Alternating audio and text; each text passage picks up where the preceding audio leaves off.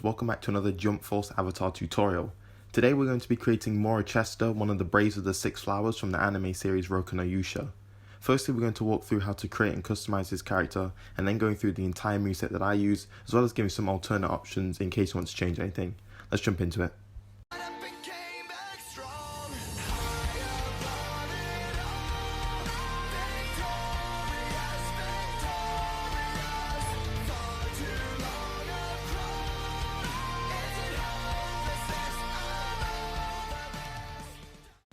So why would I want to create Mora? Well, I first saw Rokka Yuusha a few years ago when it originally aired, and I was still fairly new to anime at that time. All an anime needed was a guy with a sword and I would watch it pretty much. In that time, Rokka Yuusha was a breath of fresh air in comparison to everything that I'd seen beforehand, and it was one of my fondest memories of enjoying anime around that time. Fast forward to now in 2020 and I've rewatched Rokka Yuusha to see if I could still enjoy it and see if the show could still hold up today. Lo and behold, it does. I enjoyed the anime a lot, and despite knowing the plot points, I could still enjoy how the show was written, although it does have some weaknesses. Mora was one of my favourite characters originally, and to an extent that still holds up today.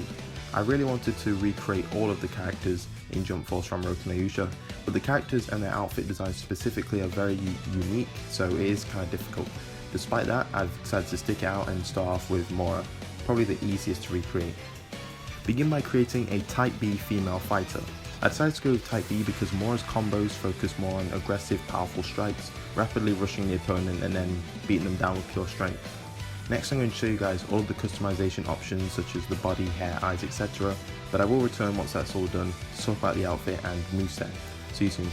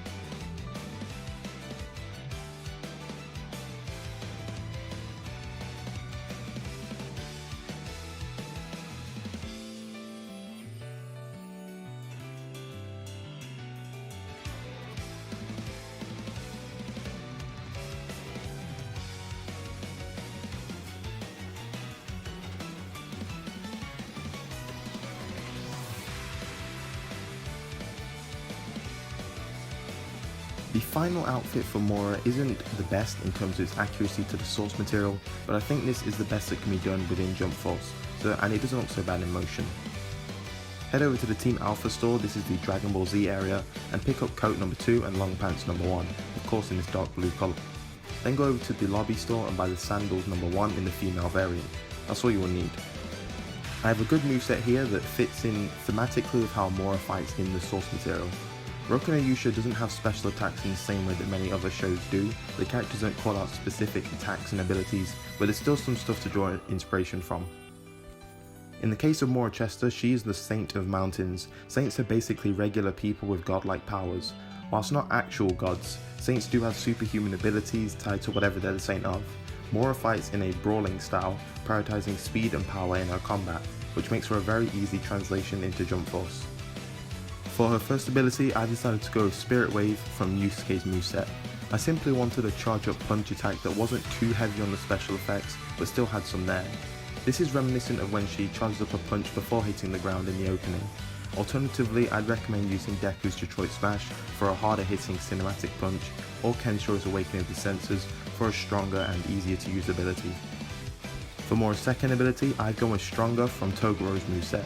Once again, this has a direct comparison as we've seen her jump into the air and punch the ground in this fashion before.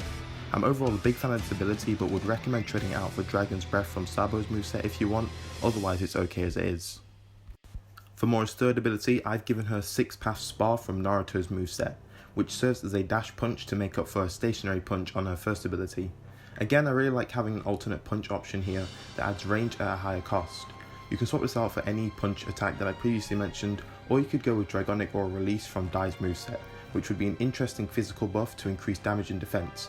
Biscuit's Tenko can also work very similar here, even giving you an unblockable charged punch attack as well, but that's only if you own that DLC.